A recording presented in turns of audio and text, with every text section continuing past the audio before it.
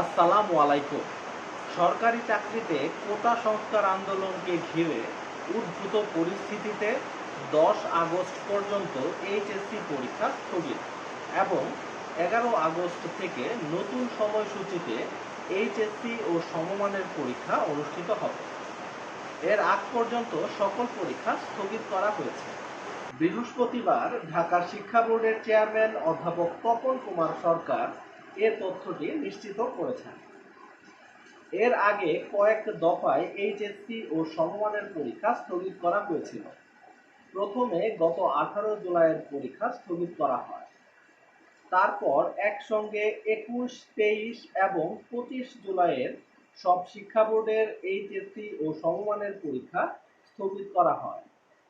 এরপর আরেক দফায় 28 জুলাই থেকে 1 আগস্ট পর্যন্ত পরীক্ষা স্থগিত করা হয়। পরবর্তী পরীক্ষা ছিল 4 আগস্ট। এখন নতুন সিদ্ধান্ত হয়েছে যে আগামী 10 আগস্ট পর্যন্ত এইচএসসি ও সমমানের সকল পরীক্ষা স্থগিত এবং 11 আগস্ট থেকে নতুন সময়সূচিতে এইচএসসি ও সমমানের পরীক্ষা নেওয়া হবে।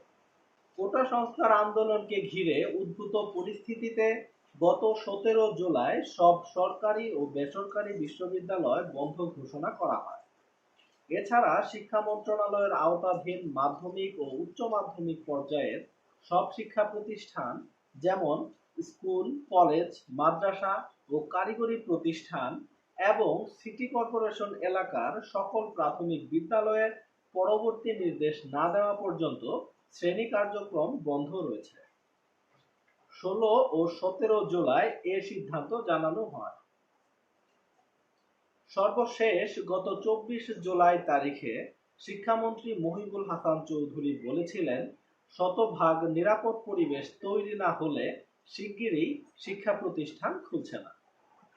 সেই সাথে তিনি আরো জানিয়েছেন, পরিস্থিতি আরেকটু স্বাভাবিক হলেই সবার আগে এইচএসসি ও সমমানের পরীক্ষাগুলো আয়োজন করা হবে। এ সম্পর্কিত আপনাদের মতামত কি? কমেন্টে জানাতে পারেন। দেখা হবে নতুন কোনো ভিডিওতে নতুন কোনো গুরুত্বপূর্ণ টপিক নিয়ে। কিন্তু তার আগে আপনি যদি এই চ্যানেলটি এখনো সাবস্ক্রাইব না করে থাকেন তাহলে অবশ্যই চ্যানেলটি সাবস্ক্রাইব করে রাখার অনুরোধ রইল। দেখা হবে নতুন কোনো ভিডিওতে নতুন কোনো গুরুত্বপূর্ণ টপিক নিয়ে। ততক্ষণ পর্যন্ত ভালো থাকুন। আল্লাহ হাফেজ।